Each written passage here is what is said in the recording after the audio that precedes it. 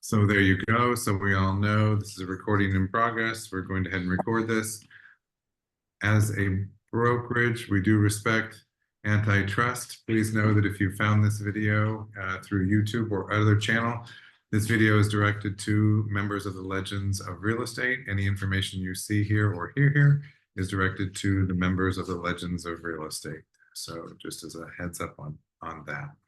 All right, I did want to go back over the buyer broker agreement. It's been out there for about 6 weeks now. Well, it's been out there for about 8 years, but we're one state that has not been using it regular, now has been required to, although 18 states in the US do require a buyer brokerage agreement. Remember, please, there is no law related to the buyer brokerage agreements. These are rules. What rule has changed? The rule has changed from National Association of Realtors based on the settlement that we are now required to have buyer brokerage agreements prior to working with a customer. And we'll get into working with just to make sure everybody's on the same page. But we are required to have a buyer brokerage agreement prior to working with. This includes showing a property. There is some confusion related to open houses, but as we open up our discussion, we'll talk about how open houses can be used, how property showings can be used.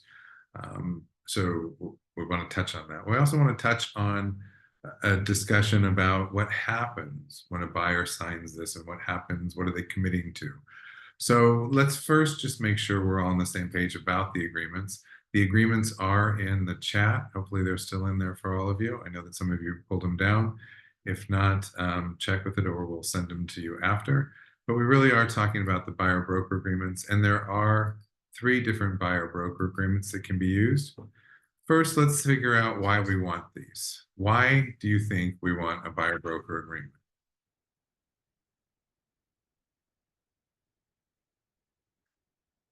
To protect ourselves from commission compensated.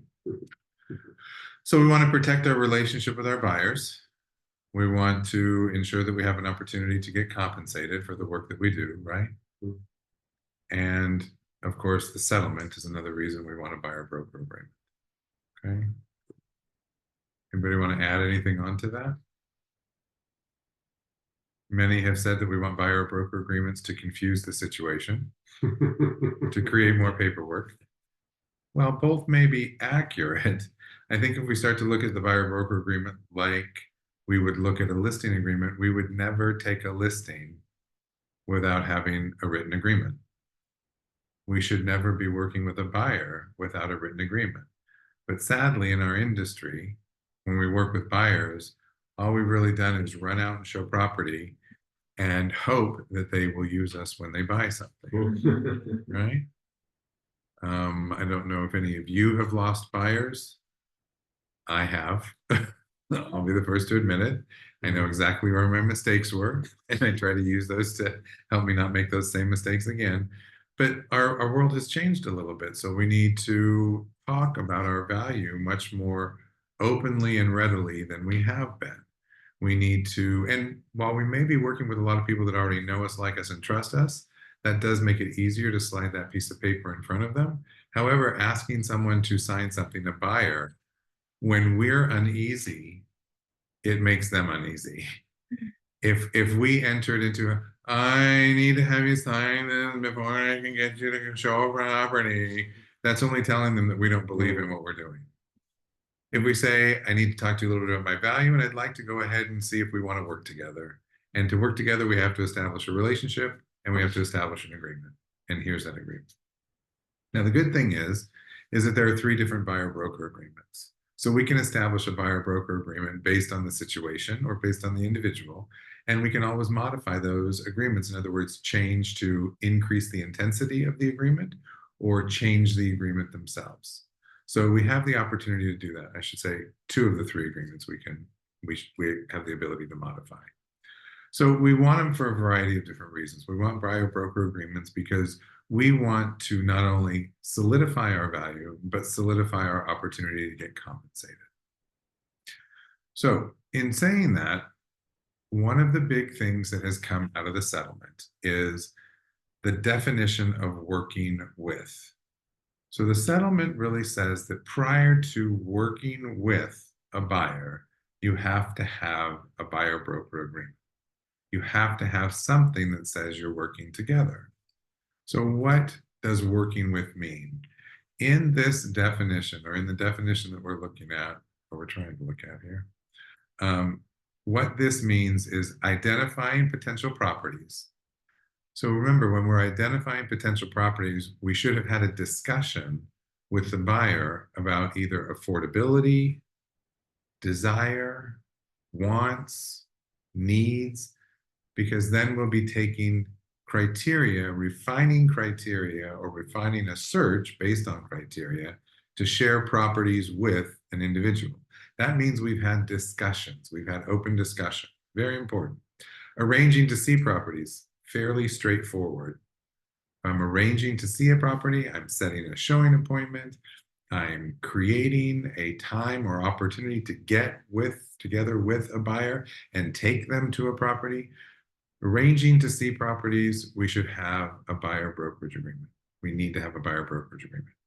Performing or facilitating negotiations. So now we've even gone past seeing a property. We're in the place of they want to make an offer on this property. Facilitating the negotiations on behalf of the buyer, presenting offers by the buyer. And this is something that I think that we need to change our language on. The document that goes between the parties, the contract for sale and purchase, we've talked about it a bunch, but sometimes we forget. That document is solely between the buyer and the seller. That's who the people are who arrange it. You're a facilitator, you're a definer, you're an interpreter. But, and we have to be careful how we interpret because that could get us into legal, but you're basically the interpreter, you're the definer, you're the facilitator. You take your buyer's words, you take their desires and put them onto paper and send them to another party. That means that everything you put on that piece of paper or those pieces of paper or now those documents, writers, additional addenda, all of that is a means to communicate a desire from the buyer to the seller, including compensation agreements. So making sure that we're clear and concise about what's contained in those documents becomes very integral in the process, but also creates a level of trust. If the buyer understands that we know the process, which is one of the things they want from us, then we have an opportunity to not only demonstrate our abilities within the process, but demonstrate our abilities in working. So when you take on any of these roles, and this is why we say, if you're doing anything with a buyer other than just talking to them at a buyer consult or a brief discussion as you run into them at Starbucks or some other location, you really need a buyer brokerage agreement. You need to establish a relationship, a connection. And there are different ways that we can actually do that that makes sense. Yes, ma'am. So at the beginning, when the potential customer call you and say, I would like to buy a house, but I don't know how to start. I start talking with them on the phone and I say, well, the first thing that you need to do is just get your pre-qualified letter. So, and they say, I don't have lender. Could you help me with that? In that moment, I am not using this document, right? Right. I think you're bringing up a really good example. Go ahead. So when I start to do this is when the lender send me the pre-approval letter and I start working with my customer. This is when they need to sign this, or at the beginning when I start talking about the lender and all the process that he has to. So if you didn't hear Yasmin, it was, when do I give this? If someone calls me and starts asking me questions, do I need to have them sign something right away? In other words, if they ask, they say they want to buy a house and I say, well, have you been pre-qualified or are you using cash? And they say, well, I need a loan. And you say, okay, great. Well, you're going to want to talk to your lender and then we can get together. Is that now working with? That's not working with. If they say, I don't have a lender, can you help me find a lender? Then we need to stop the process. We need to slow the process down. No. And we say, great, do you happen to have anybody that you work with regularly? Yes, no, maybe so. Great. Well, what I usually do with any buyer who's interested, in order to determine whether we want to work together, it's important that we get together to talk about how this process works and make a decision on if we want to work together. So, and that's kind of technical or sterile, for lack of a better term. You have to find your own words, but basically what we have to do is say, time out, great. Have you signed anything with another realtor? Yes, no, maybe so. No. Okay, great. Then here's my process. I get together with the buyer, talk to them about the process, meet each other so that we know that we want to work together, and then we take the next steps forward. So if you're starting to refer them out to a lender or a lender, or they're even starting to talk to a lender, you need to get in there and get that buyer consult done. So you need to be able to have your buyer consult in a 1 minute, 3 minute, and 15-minute package, even if it takes you 45 minutes to get through it. But you have to be able to talk to the buyer about what you bring to the table, because you're going to have to ask the buyer to sign something in order to move forward. So if you're going to start referring lenders, you need to have something signed. If you're going to start talking about how to narrow down properties based on area, price, bedrooms, bathrooms, square footage, you need to have a buyer agreement. And before you can ever have a buyer agreement, this is one of the things that I think that we're going to have a problem with in our industry over the next 6 months, is that a buyer is going to call one of us and say, I want to find a house. And we're going, great, let's get together. I'll have you sign this paperwork. I'll have you sign this paper and then we'll go find a house. They're not going to take the time to say, this is what we do. Now sign this. They're going to say, sign this. The challenge will be that they're not going to get service well from this agent that's just had them sign a piece of paper that they have no idea what they just signed. Where with you, you're going to take that 1, 3, or 5 minute or 15-minute increment to say, here's how I work. Here's what my processes are. Here's where I believe my top 3 benefits to you are. I think that we can work together. Now we need to solidify that relationship. And we do that through one of these forms. One of 2 forms. Third one is definitely not the best route to go. Does that make sense? Yeah. Anybody want to add anything online?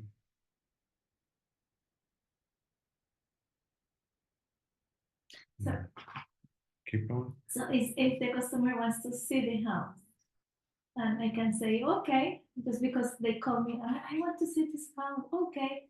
So I will meet you there, but I can take this document with me already filled, fill out. And when I am there, before to go in the house, I will talk with the future customer. And they can decide if sign this or not. If they don't sign, I'm not going to show them house. If they sign, yes, let's go in. Right. We can continue working with that person. Okay, so this is again where I think we need to change our process. You said they call me, they want to see a house. I say, great, I'll meet you there. And you take the paperwork with you, sign, filled out, other than signature. And before you go into the house, you have them sign this piece of paper. Okay, I see a lot of challenges with that. One, it's raining. We're standing in a very small covered area, and I'm trying to explain to them who I am, what I do, and why they need to sign this piece of paper. And it's going to get missed. Something's going to get missed. But then we go in and we see the house.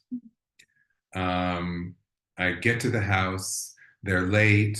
We're rushed. I go ahead and let them in and say, well, let's talk about this after you see the house. Now we've already violated the rule.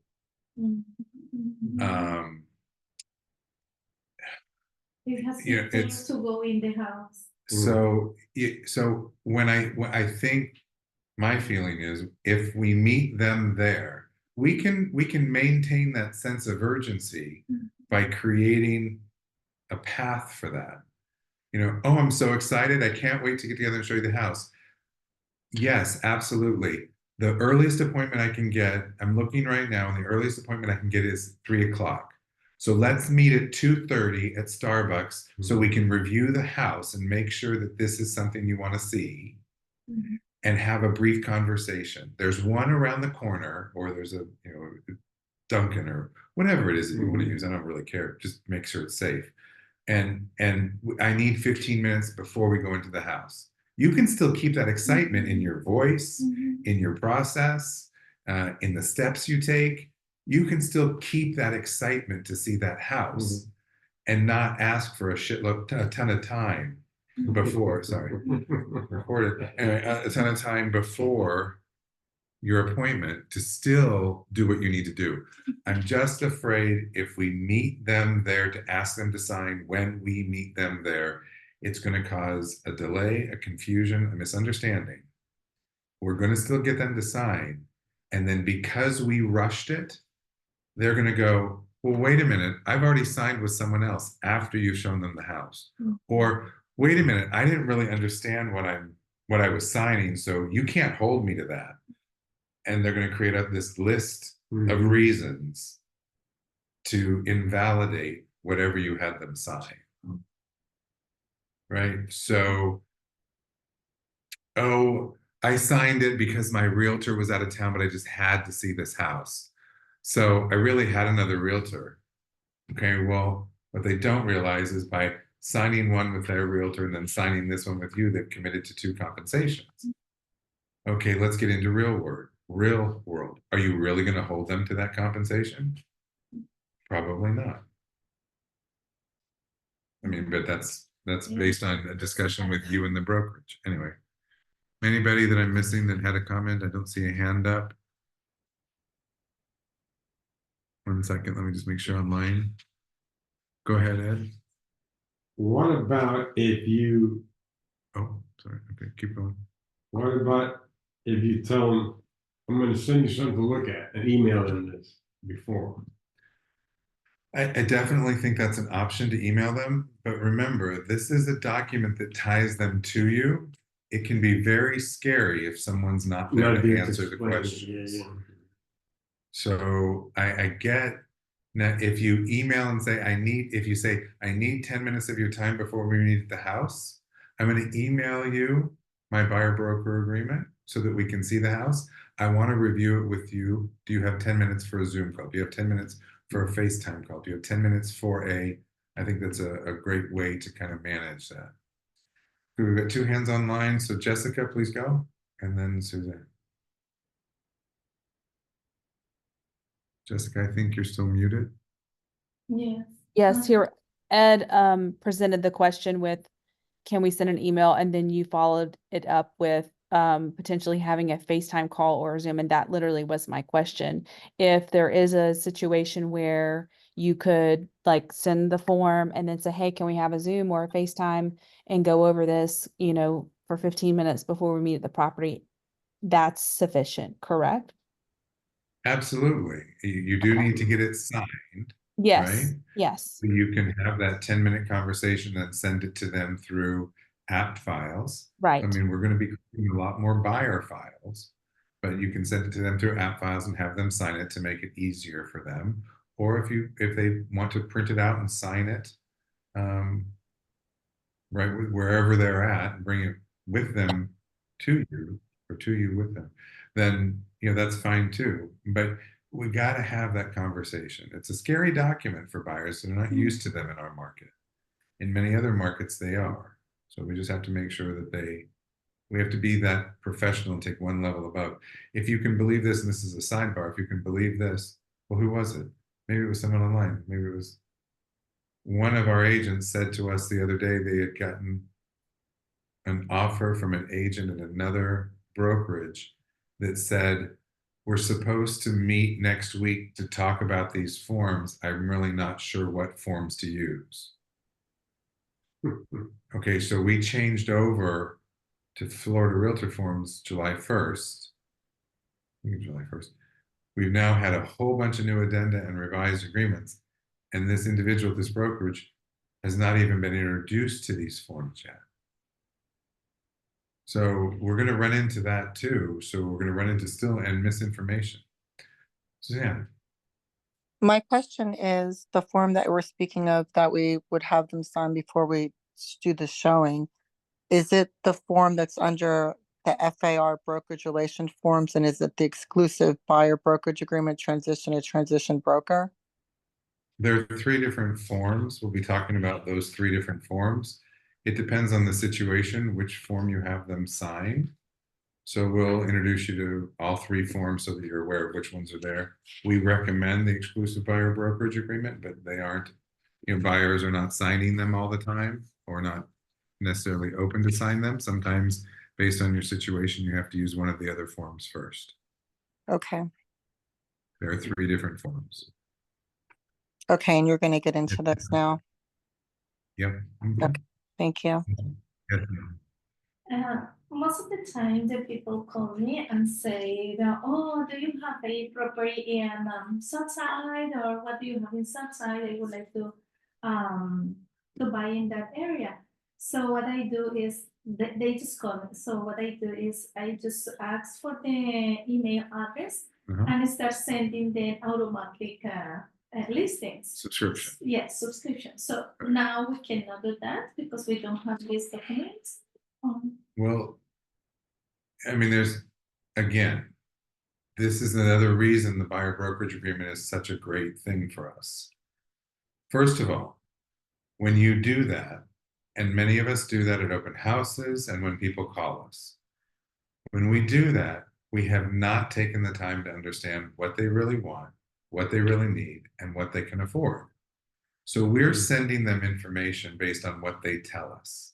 We have no idea whether that's accurate or not.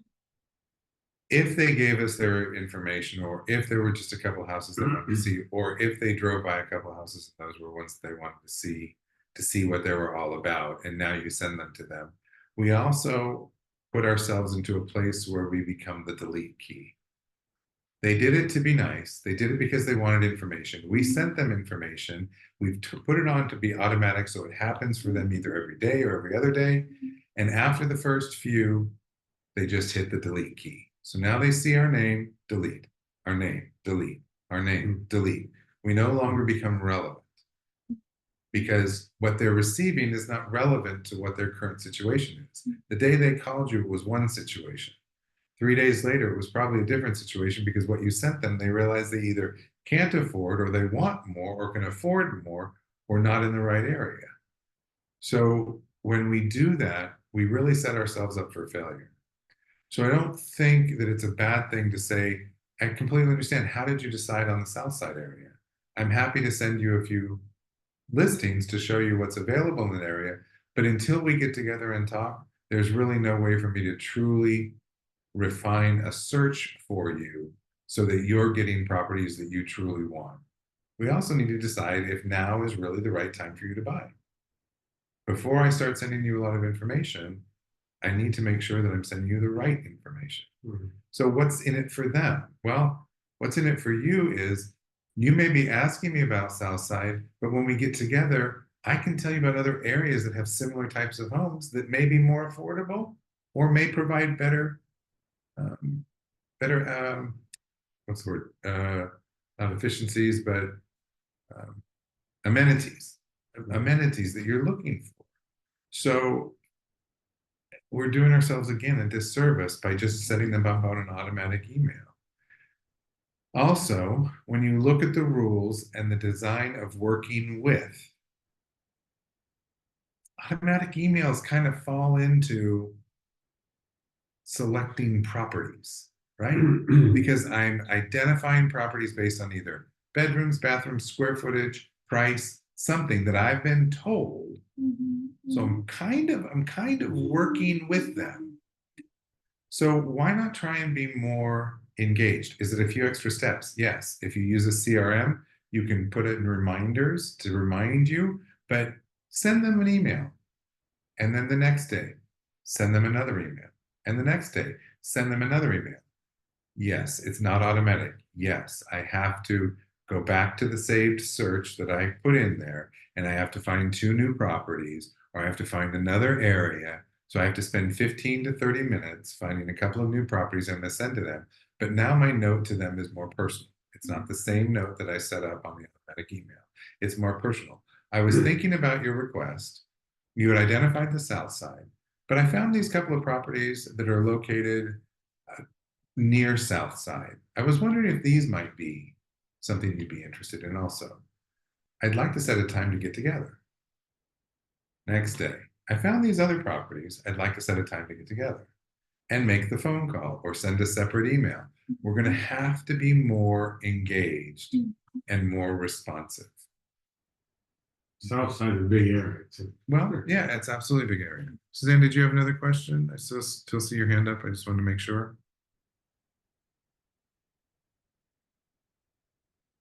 I'm going to think no, so I'm just going to go ahead. So let's talk about those buyer agreements. There is a buyer agreement called the pre-touring agreement. This is really designed for a shorter time period. It's called a property pre-touring agreement. A lot of agents are using it as a method to meet the consumer and begin to develop the relationship. It lays out some responsibilities, but it places the consumer on notice that an additional agreement may be required. It's like that let's go get coffee type of thing. If you look at the property pre-touring agreement, you can see there, the first thing it talks about is broker compensation. And in bold, it says broker commissions are not set by law and are fully negotiable. You do not owe the broker any compensation at this time. So it already places you in a position of not being able to get compensated.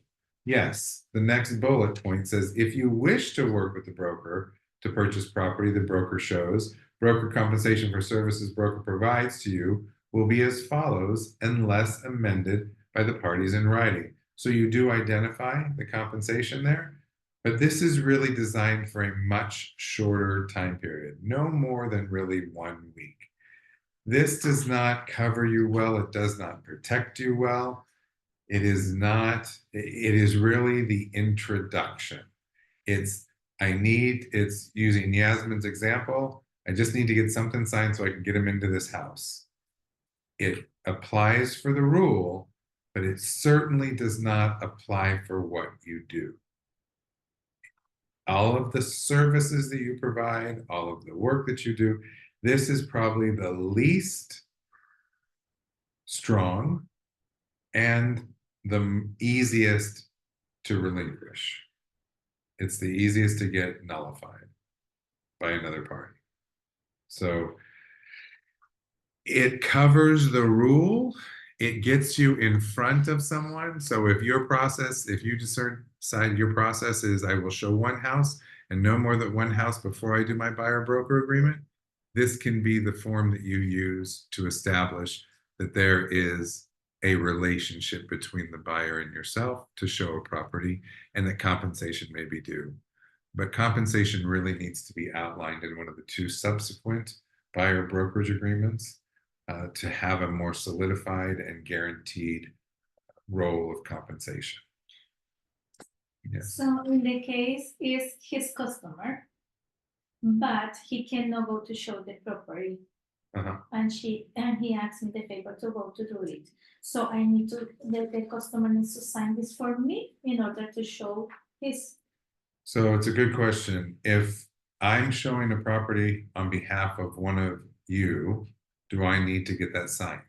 As long as he's had the showing agreement or the exclusive buyer brokerage agreement signed, I do not have to have anything signed. Because both of those agreements allow us as the brokerage, because the agreement is between the buyer and the brokerage, allow us as the brokerage to have other individuals in our brokerage work with that buyer. So you wouldn't have to have anything signed. If all he's had signed is the property pre-touring agreement, then yes, you would have to have one signed also. This property pre-touring agreement, all it does is suffice for the rule. It does not protect us. You can say, oh, well, it says compensation in there. It's the easiest to negate. It's the easiest to nullify. This is why it should not be any longer than 7 days. It'll explain that there will be other forms of sign. It puts them on notice that there will be another form or could be another form. Yes, Suzanne. So with this agreement that you're speaking of right now, I'm looking at it, the pre-touring agreement. So Uh-huh. in the spots where it has open for flat fee due at closing, gross purchase price, all that, the commissions, and then other, what would you write in there if they're not signing right now to want to pay any buyer's compensation at that moment? Well, if they don't want to pay buyer brokerage compensation, if they're saying, I'm not going to pay you, then you should not show the house. Because if they're not going to compensate you, remember, part of this agreement is that the buyer works with the buyer's broker and the seller works with the seller's broker.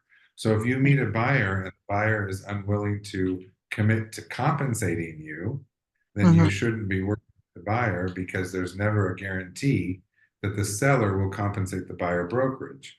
So if you meet with a buyer to show them a property and you use any of these agreements and the buyer says, I'm not signing the agreement, I'm not signing the agreement unless there's zero, then if you go ahead and accept that agreement, you're accepting zero compensation. Well, I understand that in normal situations, but with mine that I was telling you about, this is my mother. So I don't know if the policies that you guys have, if there's any grace with that we're allowed to do. None whatsoever. We have to have a buyer broker agreement. It's not, we'll get to what our policies are and the amount that we charge, but you have to have a buyer broker agreement. Even if I am going out to see a house on my own and I'm showing me the house, I mean, I have enough personalities as it is, but I still have to sign a buyer broker agreement with me, Well, indicating that I understand that we have to sign it. I'm talking about the amount to put in. you have to have an amount in there. And I'll get to what our policies are on the amount. Okay, thank you. Yeah. All right, so the second one, any other questions we want to cover on buyer broker, or excuse me, property pre-touring? Okay. The second one is the showing agreement. Showing agreement's a little longer, more detailed. This is, oops, what happened? Something happened. Okay. Well, it went away. Hold on one second. Let's get it back. Okay.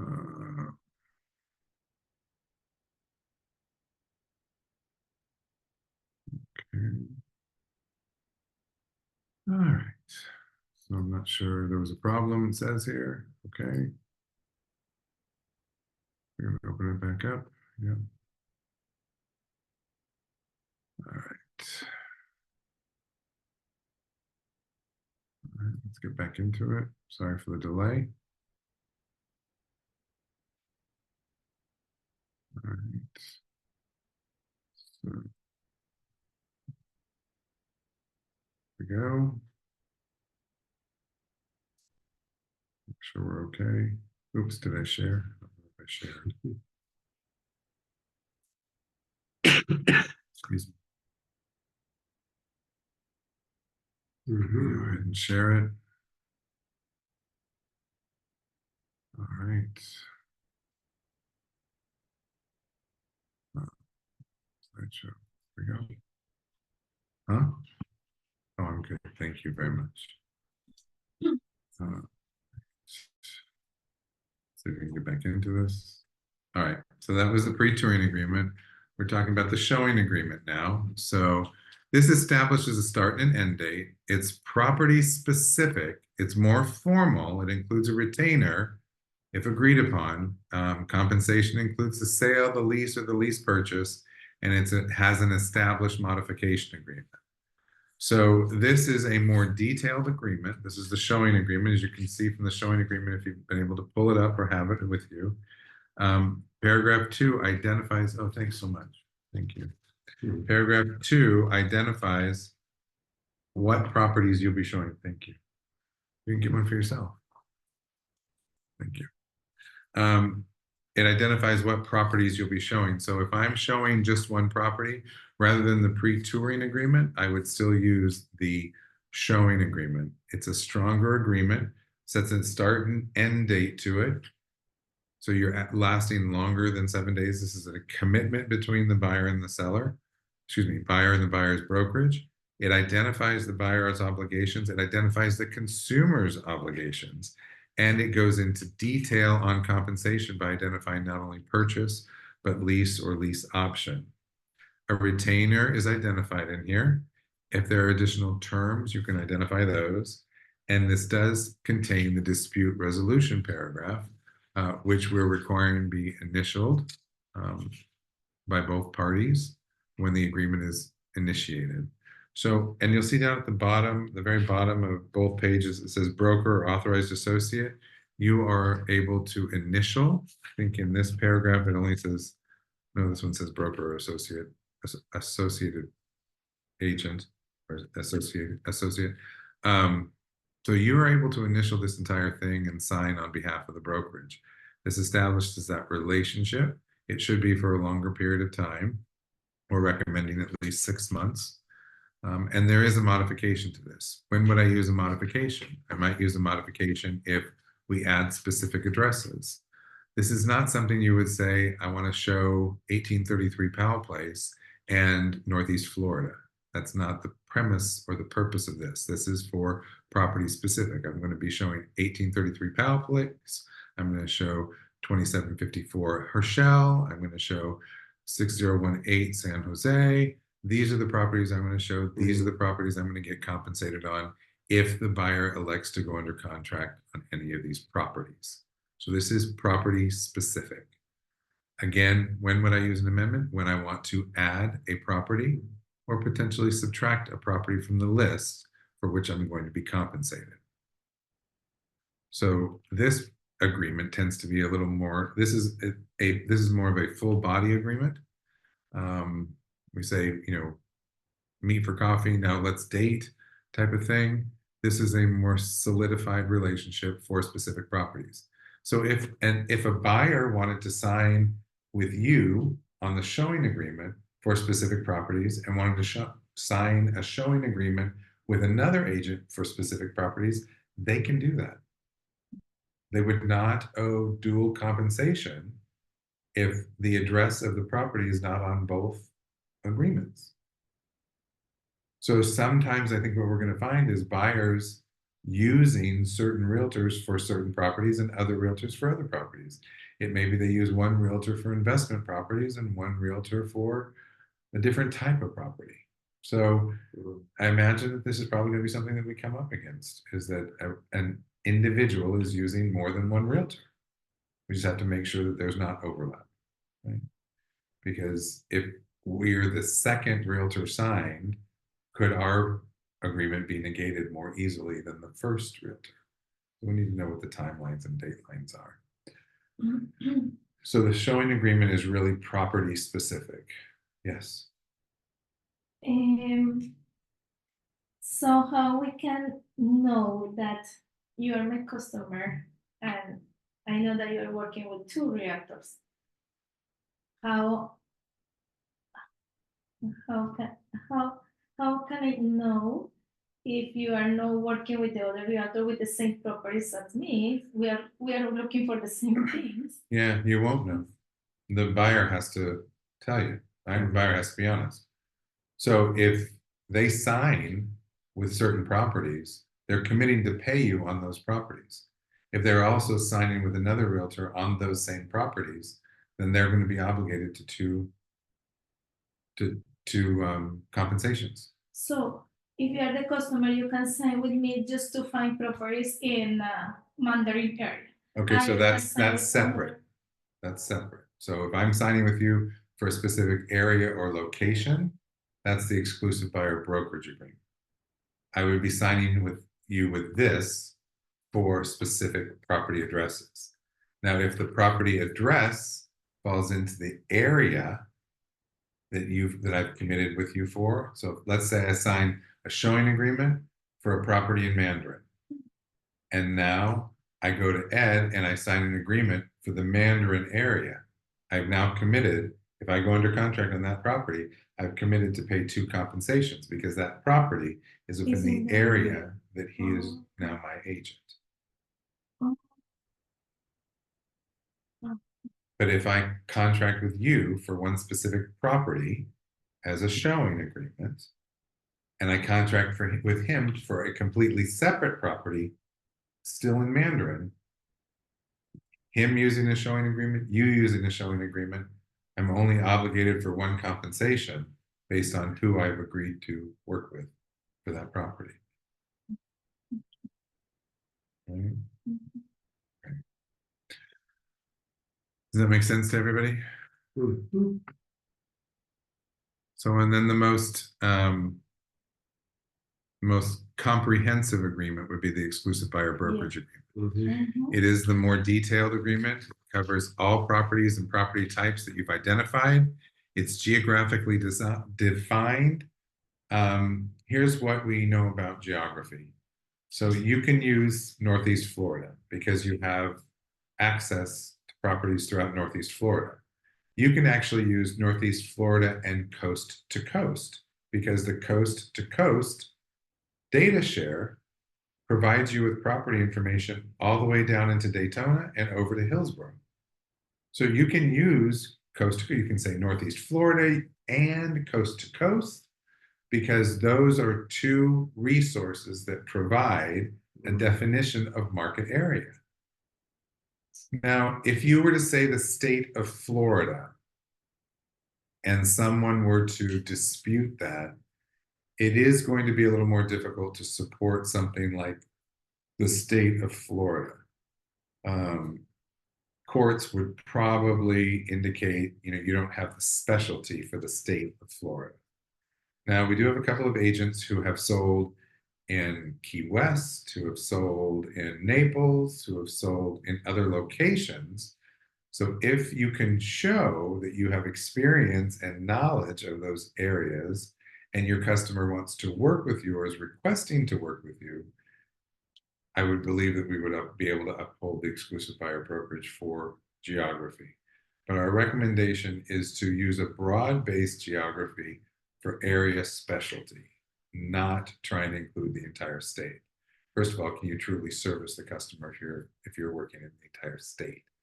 You have to drive 5 hours to not Tallahassee, but to Pensacola. Are you really doing your customer a service by doing that? Is there any new forms for referral?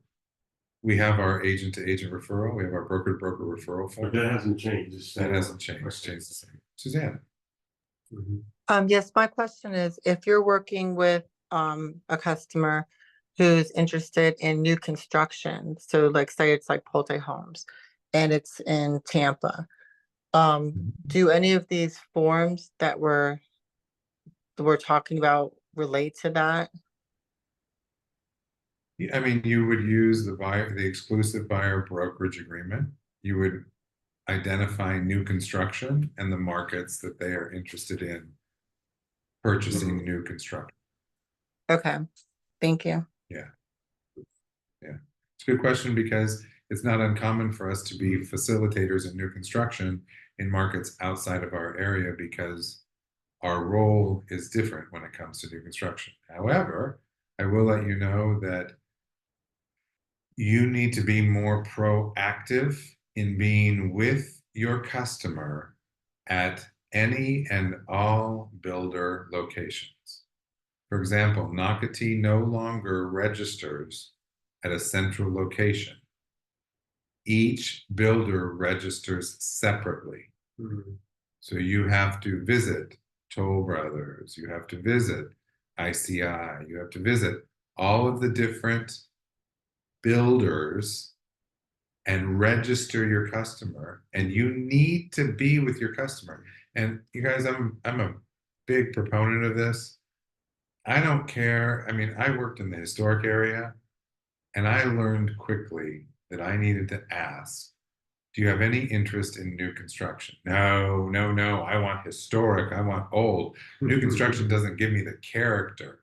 Well, there are plenty of builders that add character to their homes. There's plenty of builders that have different styles of homes that resemble older homes. So I learned very quickly, I still planned a touring day for new construction with a buyer. I still said, time to go out. I know you don't want it, but today is our day for decorating ideas. And I took them to 6 or 7 different locations that I felt would be appropriate and made sure that I was there to register them. Remember, a builder is a seller. There is no longer compensation in MLS for a builder to display what they believe they're offering to a buyer's brokerage. We've already seen builders indicate they will offer one compensation to a buyer brokerage if the home is new construction, not built, and a separate compensation to a buyer's broker if the buyer is interested in a property that's already built. So you've got to have these discussions. You need to register your customers. You need to be with them. You need to hear it. And remember, when you are with a customer at new construction, when they sit down with that site salesperson to fill out the paperwork, the site salesperson is filling out the paperwork on behalf of the builder. Whatever you write in there, you can't, it's not confirmed until the builder acknowledges it. So even when you're sitting there and the site agent is going over these things and your customer is initialing and your customer signing and your customer's initialing and your customer signing, and they walk away and they go, oh my gosh, I'm so glad we bought a house. We need to pull that excitement down just a little bit, especially if the market changes as it did, as it did 2 years ago when new construction was flying off the shelf. Because until the person at the builder acknowledges that offer, it is not a contract. And we've had builders come back and say, that's really nice. Yes, it's $595,700. However, we're doing a price increase and it's $20,000 and it goes to over $600,000 and $617,000 and or 15,000, whatever the number is. And if you're not going to sign that increase, then we'll go ahead and reject your document and sell it to somebody else. I've been in a situation where the builders automatically added $1,000 every month. Yeah. Every month, or a set amount every month. So yeah, Until they close. They rush you, trying to rush you to buy the sign. Anyway, so the exclusive buyer brokerage agreement does commit you to more. I mean, it does commit both of you to more, but it is the stronger agreement. It's really that commitment to each other. It's the strongest level of commitment that exists between the buyer brokerage and the buyer, right? With the buyer brokerage agreements on compensation, both showing agreement and exclusive buyer brokerage agreement can both be modified. So terms of those both can be modified. Suzanne had asked about, well, what if you put in 0? If you put in 0, even though 0 is a number, you're indicating that you will not be compensated. So you need to make sure that that's accurate, especially if you're showing property and the seller is offering compensation to the buyer broker, or the buyer will negotiate with the buyer's broker for compensation. So we have to kind of make sure that we're clear on what the compensation is too. And remember, based on the rules of the compensation agreements, we cannot accept any more compensation than is identified in the buyer brokerage agreement. So if you create a buyer brokerage agreement at 1% and the seller is now willing to offer 3%, you can't collect unless you modify the agreement. Mm-hmm. And you say yes, very casually. Well, of course, you just modify the agreement. Okay, so now we have an agreement at 1%, right? And you come to me and say, oh, the seller is offering 3% to the buyer brokerage. I'd like to modify my agreement. Do I have to say yes? No, I don't. We're negotiating. We agreed to 1%. You now want me to increase that to 3%. I don't have to agree to that. Well, why not if you're not going to pay? The seller is going to pay me. So oh, the seller is going to pay you.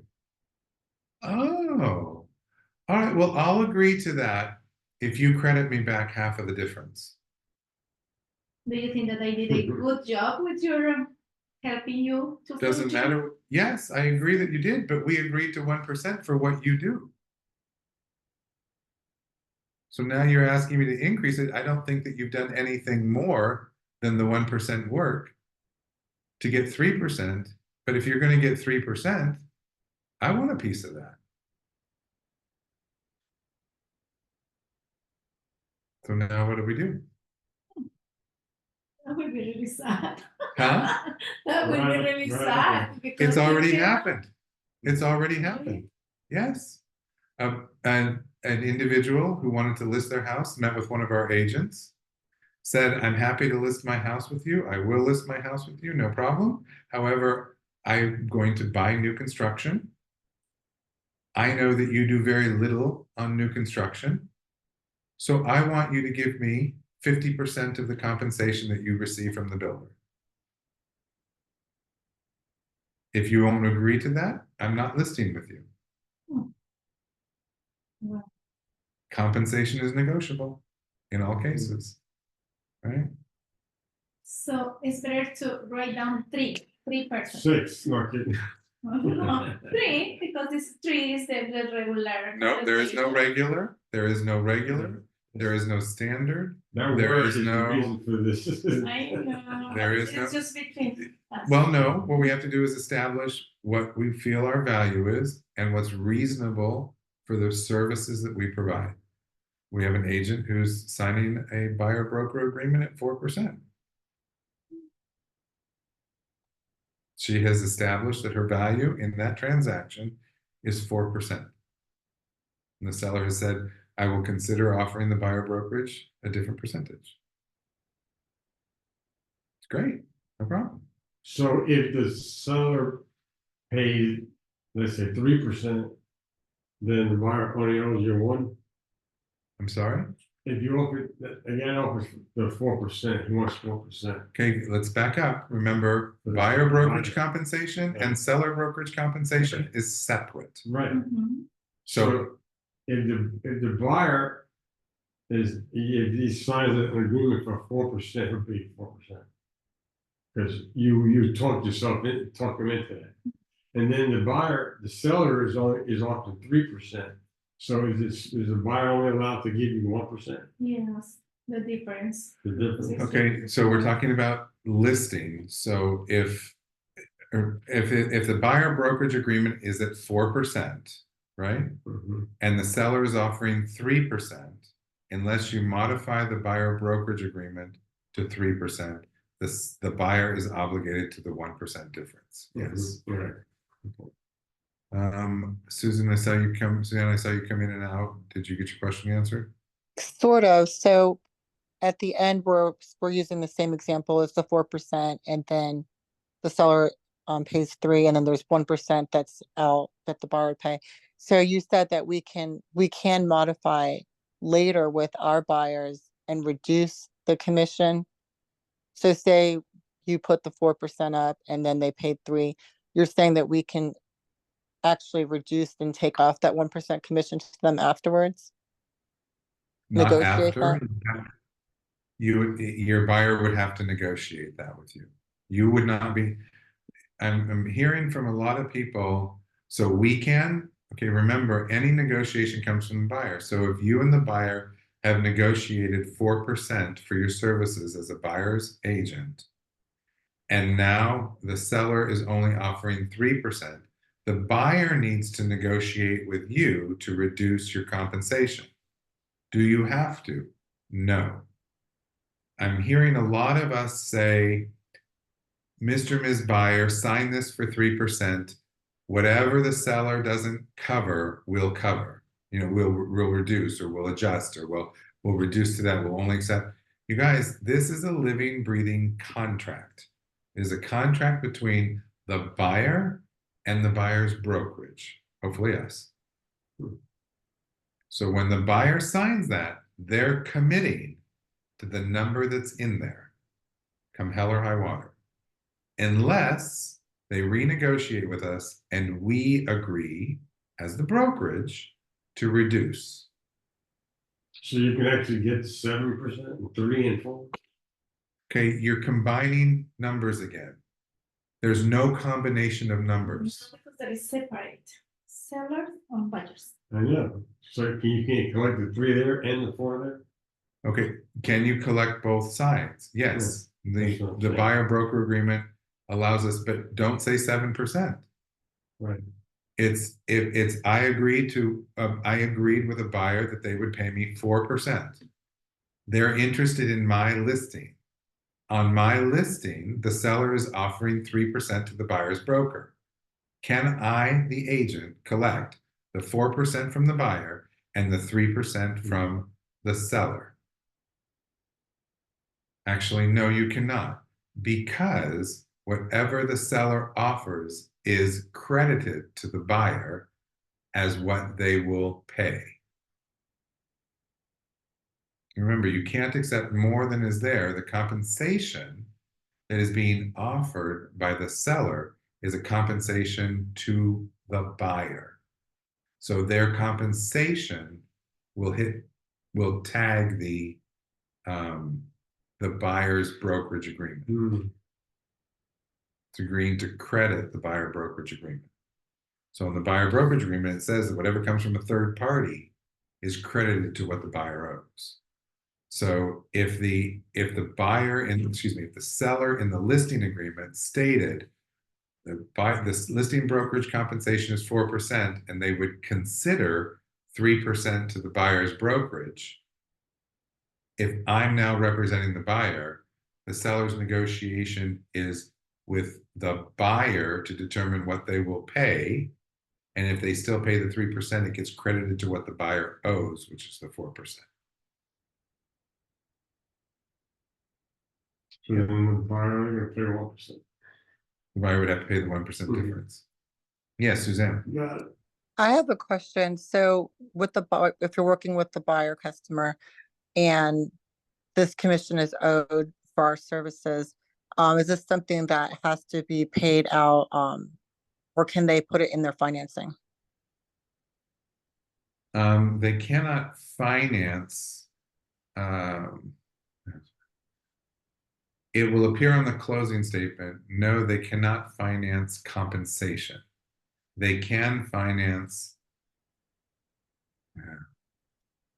No, they can't finance compensation or concessions. However, we have seen where a buyer negotiates with a seller, and the seller then agrees to pay the requested either concessions and/or compensation on behalf of the buyer, but they raised the price and the seller nets the same. So it's Okay. not that they're financing the concessions or the compensation, it's that they increased the price and the seller continued to pay compensation and/or concessions. Okay, and then the second part of my question is, when we're working with another agent, per this new law, are we allowed to ask them if they are giving any buyers compensation, or we're not allowed to talk about it? So first of all, it's not a new law, it's a new rule. Second, Okay. if you're showing property and you have a buyer agency agreement, there's no reason to contact the listing agent unless the buyer has indicated in writing to you to not show them property where the seller is not considering. And remember, whatever the seller offers or intends or considers is solely what they offer, intend, or consider at that moment in time. So if you call me and you're saying, I'd like to set an appointment, and I say, great, go into showing time, set an appointment. We say, okay, great. But when I do that, I just want to know, is the seller considering an offer of compensation to the buyer broker? And I say to you, yes, they're considering offering compensation to the buyer broker. And you say, well, have they decided how much? And I say, well, right now they're offering 2%. When you submit your offer, you would submit, in addition to the offer, you would submit Form FF, and as a writer with the offer, and a compensation agreement indicating 2%, most likely seller to buyer's broker. And if at the time the seller receives that package of information and evaluates all terms and conditions and finds that they're still willing to pay 2%, they would execute the compensation agreement. if they evaluate all terms and conditions and determine at that point that they're not willing to pay the 2% in addition to whatever else the buyer has asked for, the seller may counter on some of the terms in the offer and may also counter the buyer, excuse me, the compensation agreement seller to buyer broker. So everything becomes a term that can be negotiated. So can the listing agent tell you if the seller is willing to offer compensation? Yes. Can they tell you the amount that they're willing to offer? Yes. If you have a buyer brokerage agreement, it shouldn't matter unless the buyer has indicated in writing what their minimum expectation is from the seller. But even if you call and find that the seller is willing to offer that minimum compensation, at the time of submitting your offer, everything is negotiable. Now, you said there's a form that a customer says, I'm not wanting to see any homes that don't offer any compensation to the buyer because they don't want to be responsible for any of it. Which form is that you're talking about? That's not what I said. I didn't say there's a form. I said the buyer in writing on one of the forms, the exclusive buyer brokerage agreement or the showing agreement under the additional terms and conditions paragraph can indicate that they do not want to see a house that does not offer a certain amount of compensation. However, please remember that even if you show a home that's offering that amount of compensation, when you submit your offer, that compensation is still negotiable. Okay. There is no commitment from the seller to pay the compensation that's being offered until all documents have been executed. Okay. So this is the other reason that the buyer brokerage agreement is so strong, is that it tells you that the buyer is paying you a certain amount, whatever you guys have agreed to based on your establishment of value to the buyer. So if the buyer agrees to 3%, the buyer is agreeing to 3%. This is exactly why most lenders are asking for copies of the buyer brokerage agreement, which we can share with them. We do not share buyer brokerage agreements with any sellers. This includes builders, this includes listing agents, this includes listing brokerages, and this includes any other party other than maybe the lender. The compensation agreement can be shared because it's executed by the seller and the buyer's brokerage. Susanna, is it okay if I go over to Jessica? Yes, I'm finished. Thank you. Okay. Jessica. Yes, so just to clarify, if the in the exclusive buyer brokerage agreement, or the Okay. showing agreement, if the buyer has specified that they only want to see properties where the seller is offering compensation to the buyer's brokerage, that's when we would call the seller and ask. Otherwise, You would call the listing agent, not the seller. I'm sorry, correct, call the listing agent. In any other case, we wouldn't need to because we would have the terms in either the showing agreement or the exclusive buyer brokerage agreement with the buyer. Correct. The only reason that you would be calling a listing agent is if a buyer has said, I do not want to see a property where the seller is not offering at least a certain amount of compensation. If they have written that into paragraph 7, additional terms of the showing agreement, or on the exclusive buyer brokerage agreement, if they have written that into paragraph 13, then that statement would indicate in those agreements that you have an obligation to find out what the seller is offering prior to showing that property. However, you must, and I would recommend highly in writing, that in that additional terms, if your buyer writes that in there, you need to follow that up with something that indicates whatever the seller is offering at the time of request can be altered based on negotiations.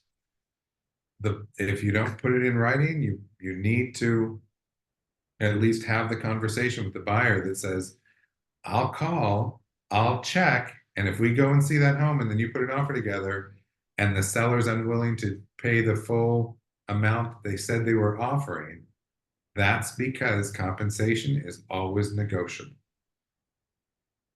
Okay.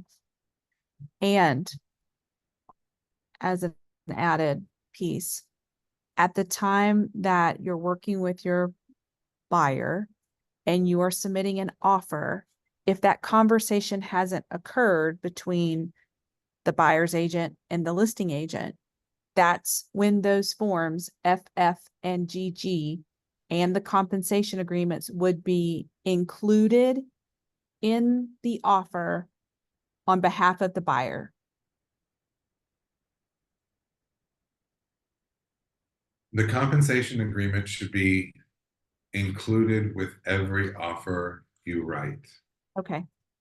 So you would write a compensation agreement, in most cases, seller to buyer broker, Mhm. unless otherwise dictated, or if it is seller's broker to buyer's broker, they would have to change the form, the listing agent would have to change the form. And we're going to require that FF be a part of every offer, because if there's any type of compensation or concessions, it should be identified in FF, right, or FF, because that puts everyone on notice that there's a buyer brokerage agreement. It puts everyone on notice that the seller is offering some sort of concessions and or compensation. So FF will be a part of every offer. Okay. But remember, you cannot put FF in like we do with other writers, like the homeowners association disclosure, the CDD disclosure, the seller's property disclosure. Those we put into documents in MLS. We cannot put FF or GG in MLS as a document because it references compensation. So what you're doing when you add FF is clarifying what the buyer is requesting, what the seller is willing to do, in other words, concessions, compensation. And that piece goes to the underwriter, to all the other parties that need to know that those commitments exist.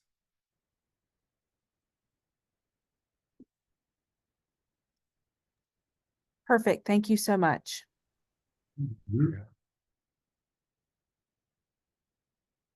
Okay.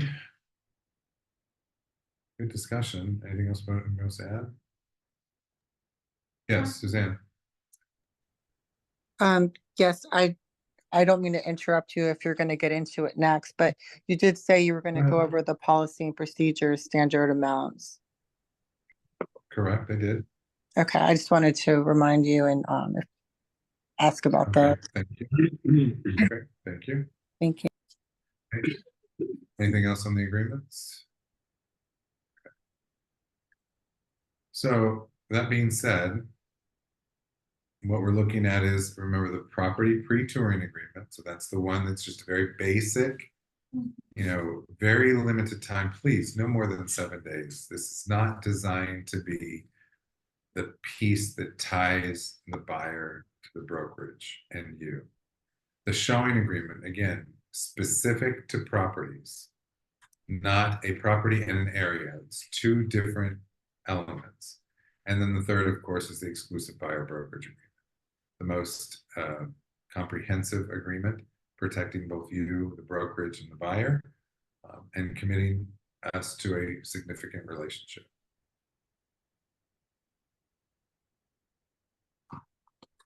So, understanding how this process works, you need to figure out how your process is going to come together. When you meet someone, when you meet a consumer, you're going to try and establish a connection. If that's on the phone, if that's in a different location, at an evening event, at an afternoon luncheon, whatever it is, where you meet a consumer, your goal is to create that connection. Your goal is to establish your value. The what's in it for me value, which is what's in it for me, the buyer.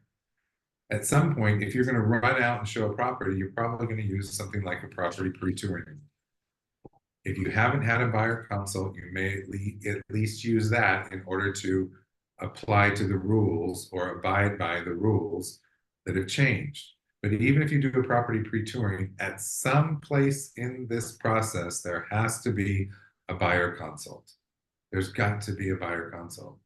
You may go from the property pre-touring agreement to the showing agreement, but even if you do that, you still need to have a buyer consult.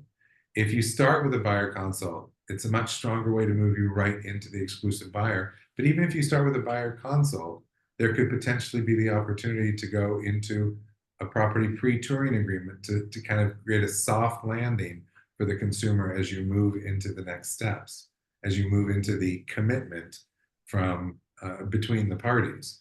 But at some place, there's got to be this buyer consult in there. You have to have your 15-minute elevator speech of what the value is you bring to the individual across the table or the individuals across the table.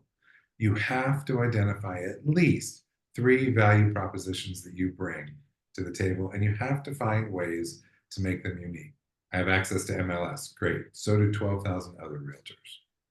How are you going to make that different for them? Are you going to set up searches with specific criteria for specific areas? Are you going to allow them to interact with your search that you set up? Are you going to create, how does that access to MLS facilitate? Are you going to then give them your your agent branded app through MLS Touch so that they now can be searching for properties mobile or online? What are you going to do with MLS that's different? And may not always be different, but most of the other realtors are not going to tell them. So you've got to create those value propositions. You've got to find that time for the buyer consult. You've got to create that opportunity to share what makes you different from other realtors, because there's 12,000 of us. So what is our company policy? So on buyer broker compensation, the buyer broker compensation policy is 3%. Our policy is your buyer broker compensation agreement should be created at 3%. Again, why? We believe this is a reasonable expense based on the value that we believe our agents will bring. This is a Legends of Real Estate company policy, 3%. Can you charge more? Yes, you can charge more. Can you charge less? Yes, you can charge less. You just need to understand what the ramifications of that are. The minimum term is 6 months, not unlike a listing agreement. Retainer, we are not recommending retainers. However, we know that there may be situations where a retainer is appropriate. This would be something like you're working with a client that is looking for specific high-end property, and this is going to be a longer search, and there's a whole evaluation process that goes through, and you're going to be doing a ton of work in order to get to that end result. Come talk to us, and let's establish whether a retainer is appropriate or not, and what that retainer level will be. Dispute resolution must be initialed. Dispute resolution must be initialed. This is the only way that we are going to be guaranteed to get compensation if there's a dispute between the buyer and the buyer's brokerage. This allows for mediation and arbitration. Other terms may be based on the agreement itself. So based on the agreement, if we want to have if there's something else going on, do we need to change the terms or conditions? We can do that also, or add terms and conditions as a brokerage, we can do that. I'm going to get this moved so that you can see what's over there. All right, so what's our base compensation? So up to $1 million is 2.5%, and above $1 million is 2%. In other words, you are welcome to adjust the 3% to 2.5% for properties under $1 million. Oops. Go back.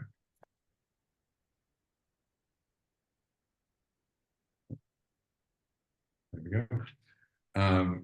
And you're welcome to go down to 2% on properties over $1 million. In other words, just like when we used to have a fee that we charged for listing, and we allowed you to adjust that, you knew exactly where your parameters were. before you were paying a differential in the company dollar. So if you choose to take a compensation below 2.5% on a property under $1 million, that's the amount that our company dollar will be based on, which is based on your split. And you'll be responsible for the differential in the company dollar. So you have the right to choose to go below or to change the amount, knowing that you would be responsible for the differential in the company I've dollar. been through that. Yeah, most of us have. Most of us have. So, You only do it once, then you learn. well, I mean, we're seeing that. I mean, we have one agent that has 2 contracts where the seller is only paying 1%. And the buyer in one situation can pay a differential, the other one the buyer can't. So how are we going to manage that? So yes, so our buyer brokerage compensation agreements should be at 3%. You have the without a negative impact, you have the rights to go to 2.5% under $1 million and 2% over $1 million. If you choose to go beyond that, you have that right. We empower you to do that, but there will be a company dollar differential. Yes. So this is budget broker agreement. In the seller, can I accept less than 2.5 or not? When you're listing a property, we've set similar parameters. So if you're listing a property, it's 3% under 500,000 with a buffer to 2.75. So if you go to 2.5, there would be a differential in the company dollar. And then there it goes. There are different commission structures for prices beyond that. So it's based on price. We went over that when we did the listing agreements, and I think can't remember if next week's listing agreement or what next week is, but if you aren't sure what they are, we can share them with you for listings. Questions on that?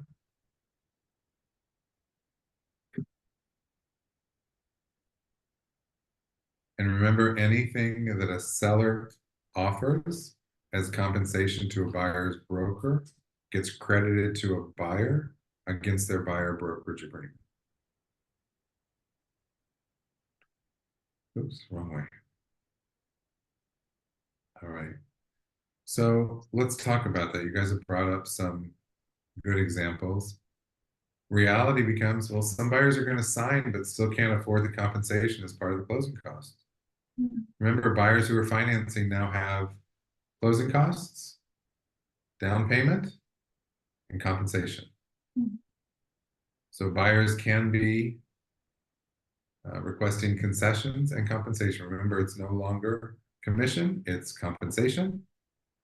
Concessions would be anything, monies that go towards a buyer's closing costs, things like appraisals, rate buy-downs, any of those kinds of things.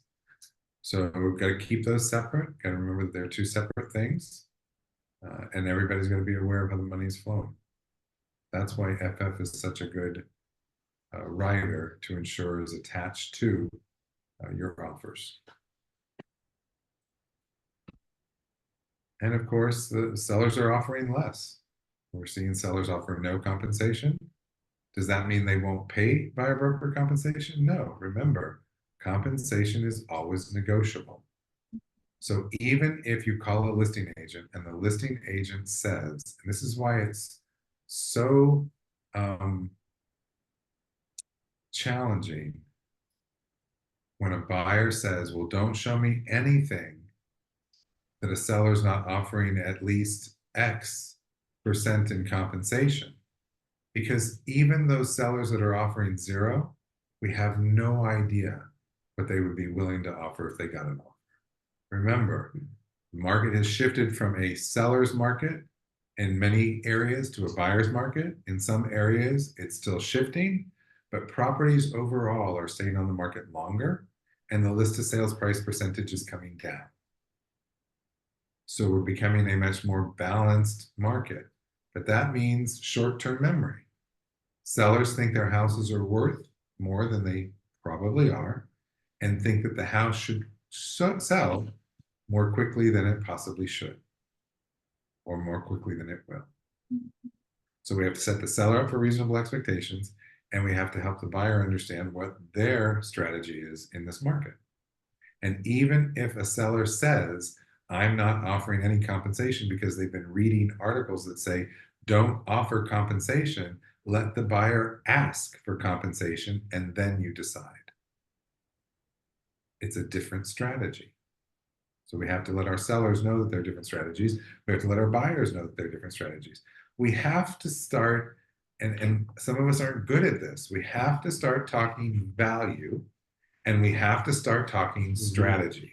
And those are very technical and clinical terms, but we have to start figuring out how to help our buyers and our sellers understand what's happening in the market and how they can combat it. We have to start talking to them about those kinds of things. Solutions. So, whoops, hello. Solutions. What are some solutions? So the buyers are going to sign, but they still can't afford the compensation as part of the closing costs. What do we do? Say what, Bonnie? Ask the seller if they can pick, some sort of concession. If the buyer can't do it, The buyer can't what? I'm sorry?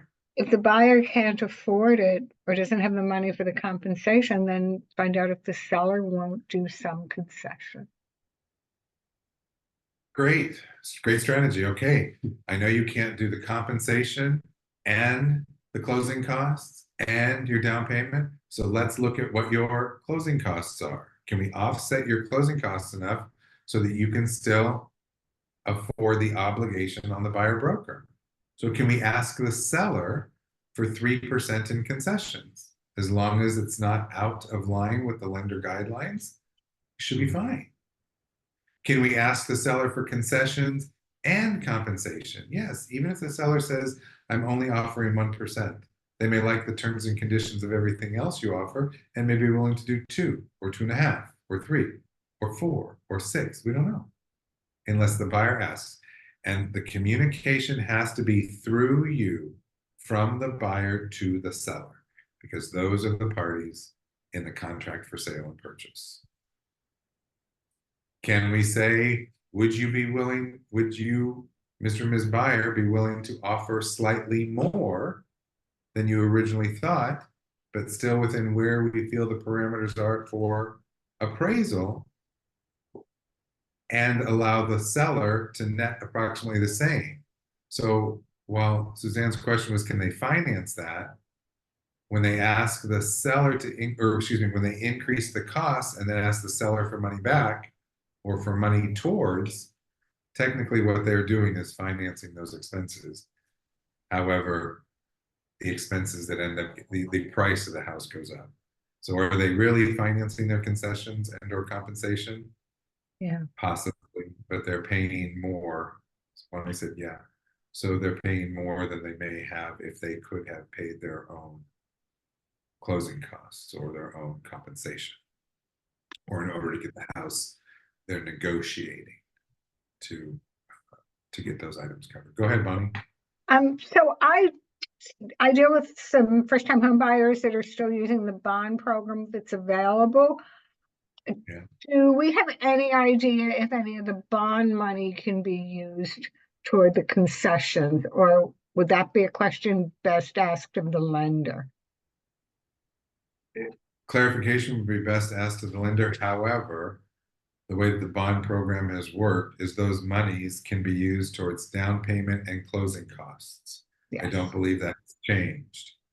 So both of those are concessions, closing costs and down payment. So yes, the bond money should be able to be used for closing costs and concessions, allowing the seller then to compensate the buyer's brokerage.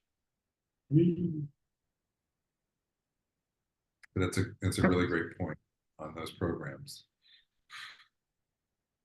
And then you could go back to the seller and say, in second situation similar to this, the buyer could be asking for concessions for closing costs, but they've got the bond program to do that. So would you consider a concession toward paying the other agent more, or a percentage more because you're not contributing to closing costs? Okay, so the buyer would have to ask the seller to increase their percentage on concessions Okay. or disclose in FF that a portion of the concessions are going to compensation. Okay. It's best that so the FF allows you to identify an amount for concessions and it identifies an amount for compensation.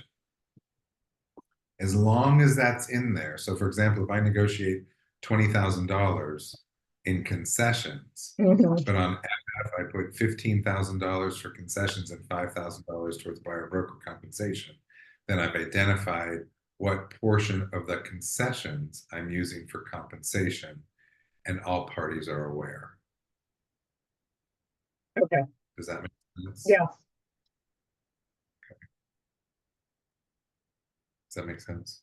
Yeah.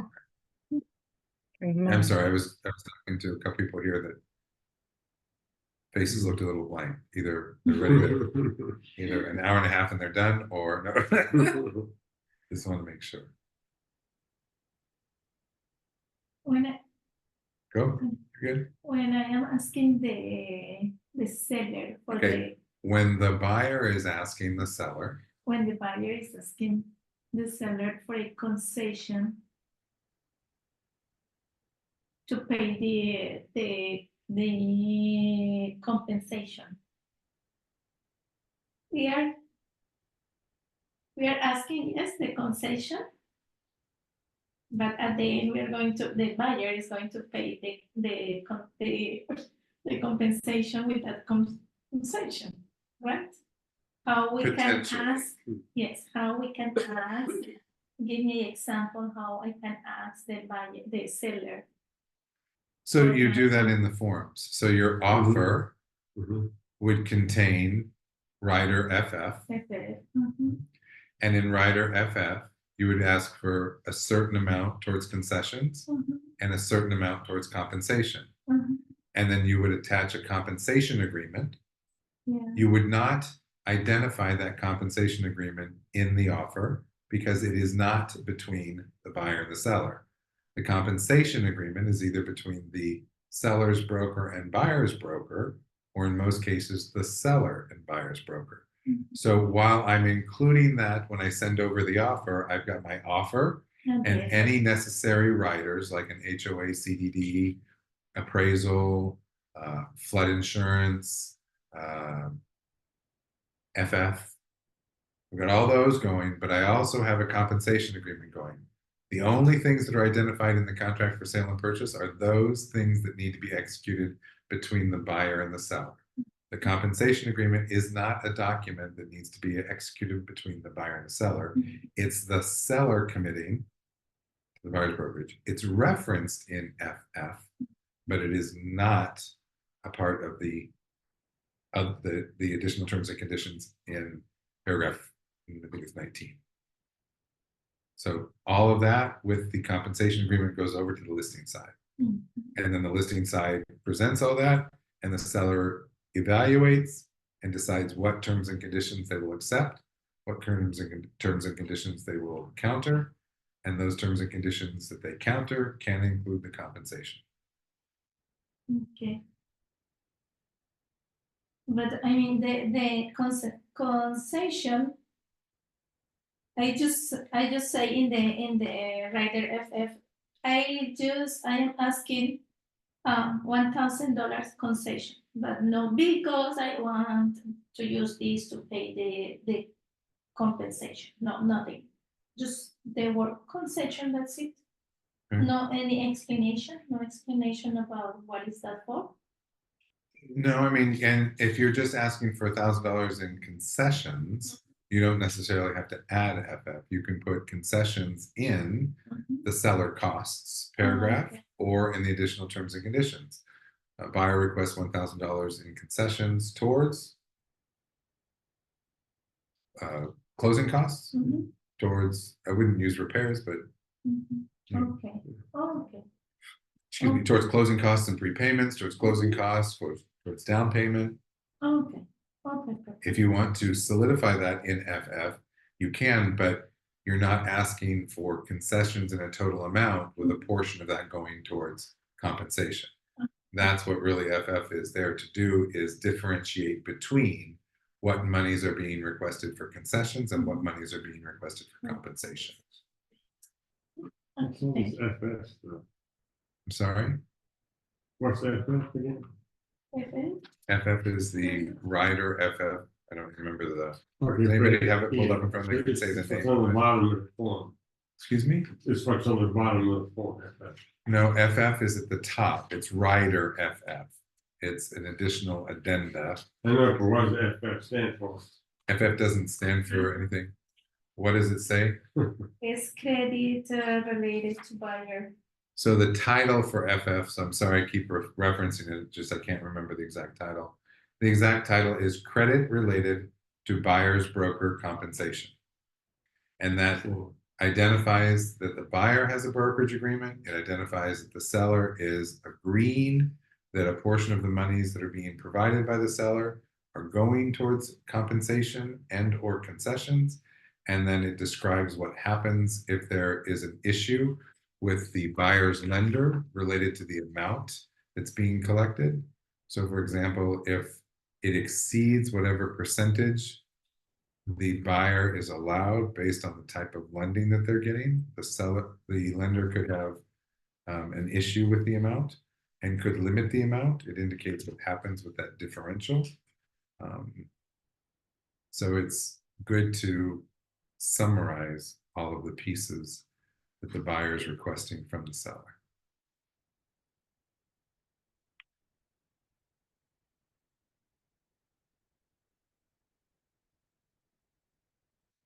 Okay.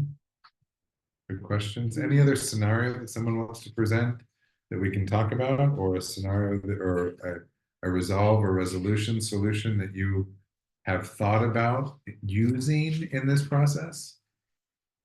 Yes. I have another question.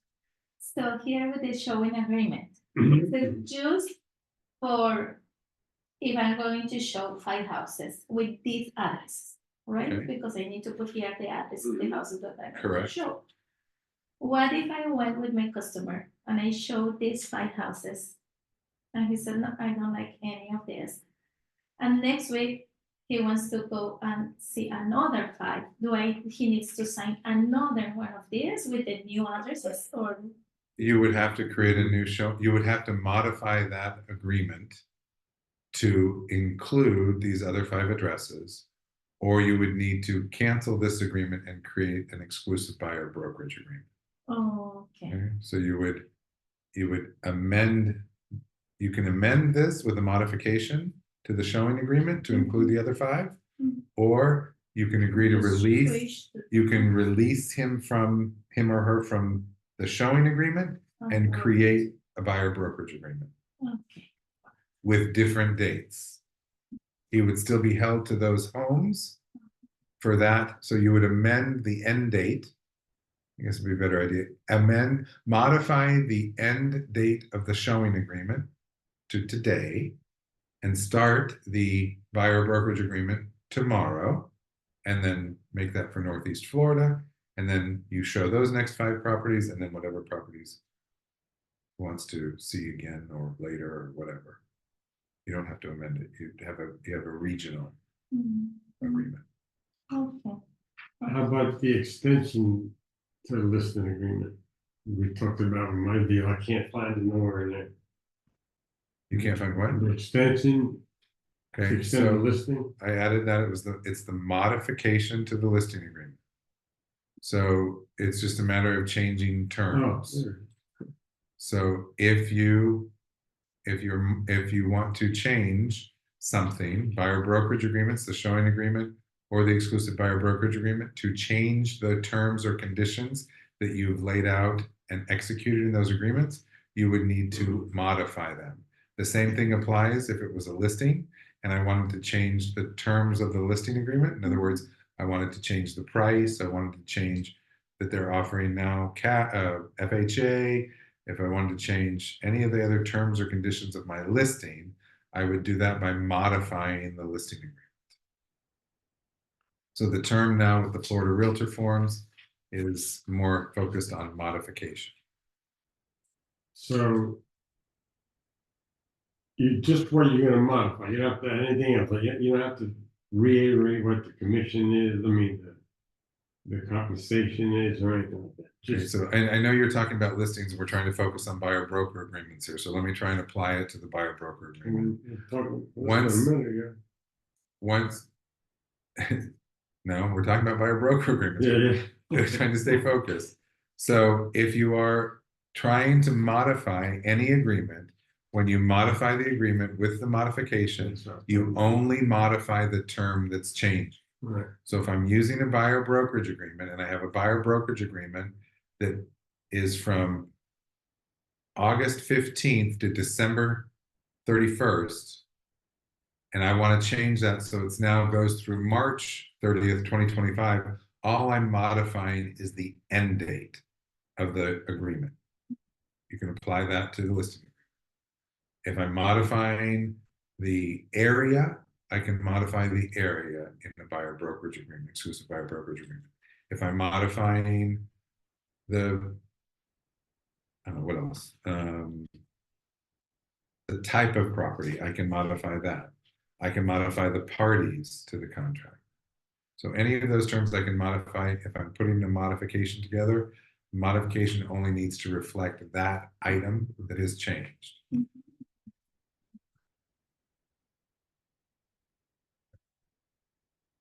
Yes, Jessica.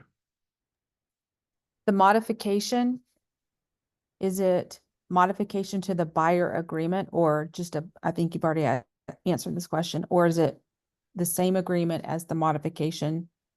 Is it specific to the buyer agreement? I guess is my question.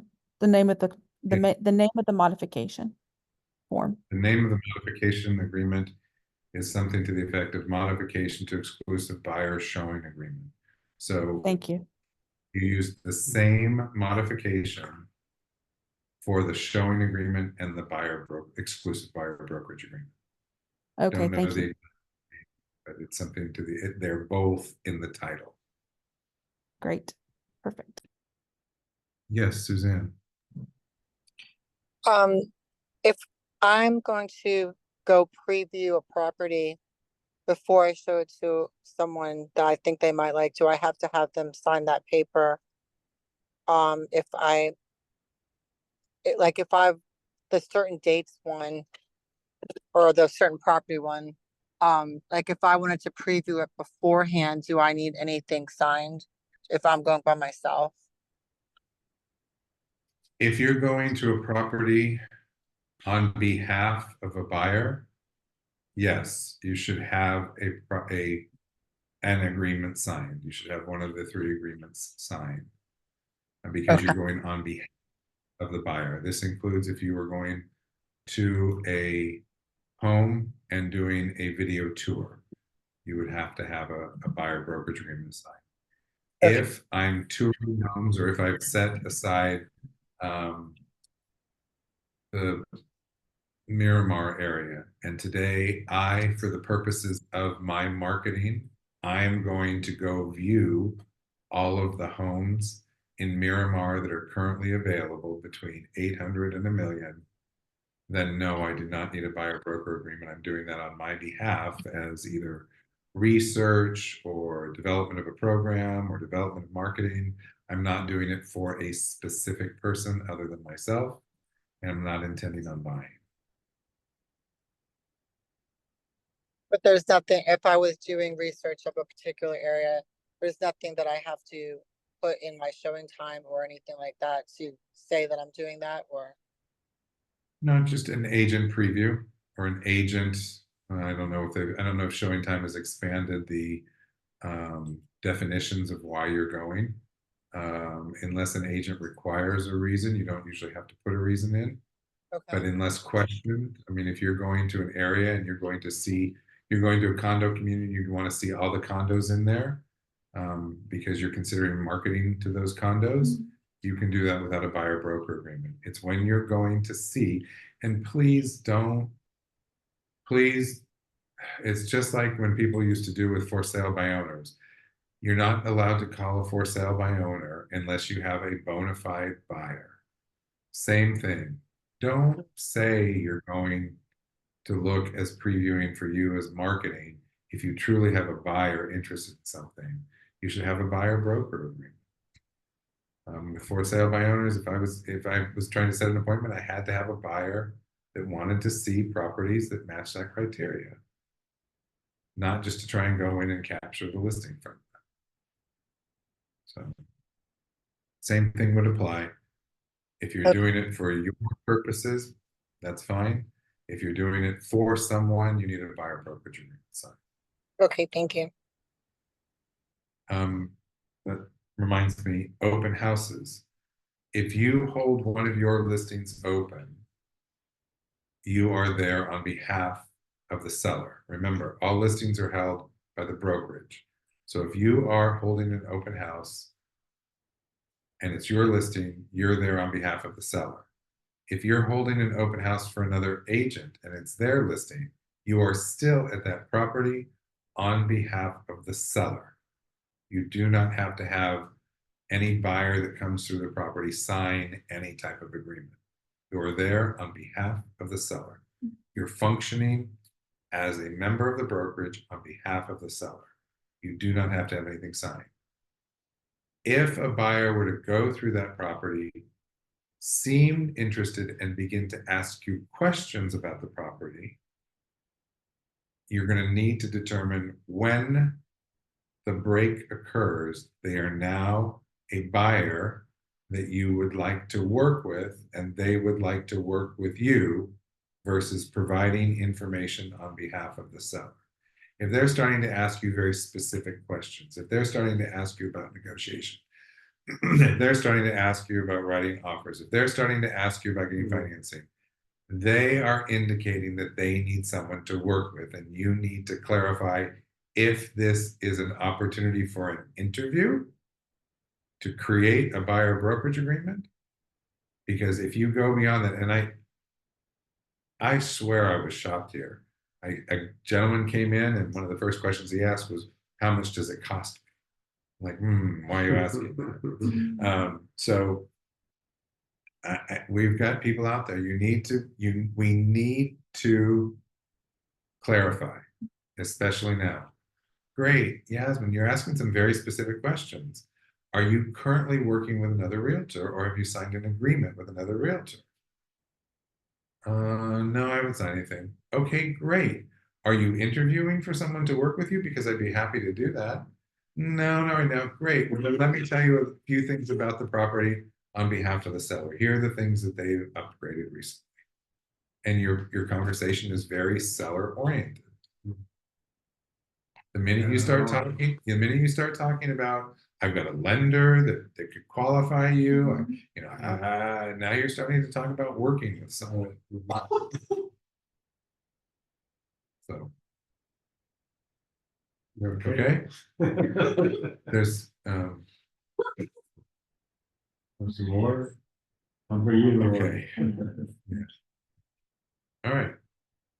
So anything else anybody wants to cover about buyer broker agreements to throw out there, to add to the conversation, to address solutions? You're going to have to be more creative. Do we raise the price? Do we ask the seller for more concessions? How does that impact the lender? Your lender is going to be a much more integral part of your team. I'm sure that you all have lenders that you like to work with. They're going to have to be more integrated into your processes. They're going to need to know what the buyer is committing to. They're going to need to know what the differential is by the time the seller makes an offer to compensate the buyer's broker to the buyer. So we need to make sure that we're clear on all of those things.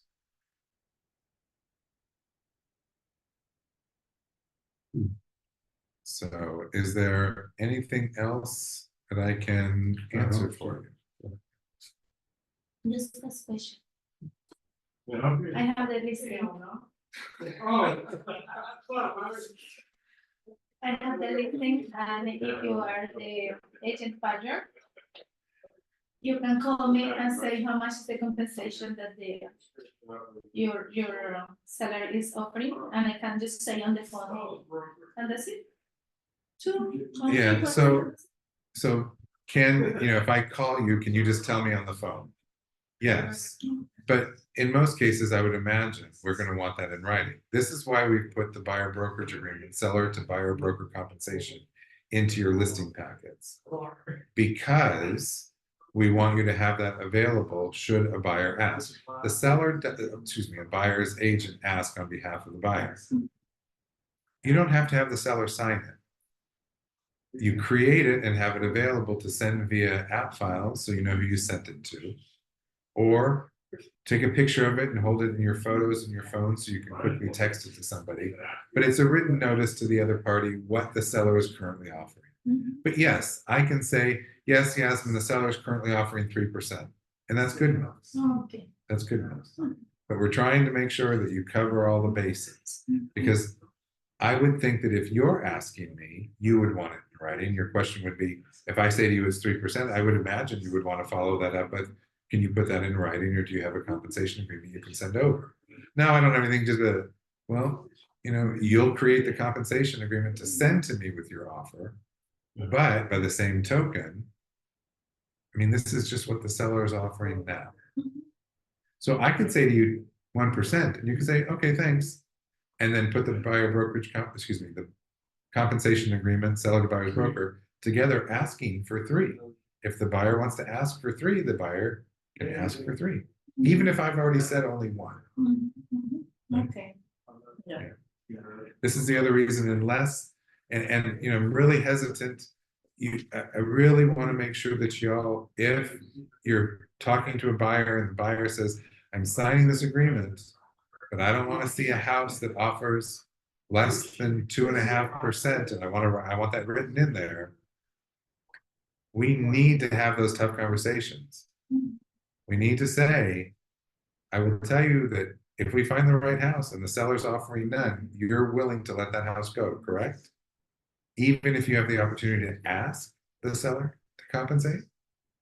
Yes, okay. But we have to have those tough conversations. We have to get those things in writing because everyone forgets. Short-term memory loss. Can you imagine they're at a cocktail party and they hear about a house that they think is just perfect for them? And like, I can't believe that you didn't show that to me, that you haven't brought that up to me yet. Why didn't you bring that up to me yet? Well, I called and they're not willing to offer more than 1%. And you said not to show you anything that didn't offer at least 2%. So I didn't bring that to your attention. Well, can I ask for more? Yeah, you can, but you told me not to. So it's almost like that, do you want me, that where we used to check the box, not share verbal offers. I used to always tell sellers, I don't care. If I get a verbal offer, I'm still going to tell you about it, even if you tell me not to, because I don't want you to find out about it from someone else. Another question is a proof of what you told with your customer is on email, or can the proof can be on text too, WhatsApp or Messenger? Court does not accept WhatsApp or text. No? Can we? I mean, yeah, but I would really highly recommend that you get that into confirmation. Email. Okay. Yeah. So if you're told something via text, Mhm. you may just want to confirm it via email. Not that you're going to go to court over it, but courts don't accept text or. And the other thing is, a lot of times I send texts or emails in Spanish because the people don't speak English. So that works, or how this doesn't matter if it's As long as a third party can translate it, sure. Oh, yes, because they don't speak Spanish. Right. They don't speak English, I'm sorry. So I speak Spanish with them. Yeah. No English, but that can be a proof of that I explain to Yeah. them. Okay. I don't speak Spanish either, but as long as I can give it, as long as I can Google Translate it and it says what it should say, Okay. then that's fine. Okay. Yes. Yeah, because the people can say, no, you never told me that.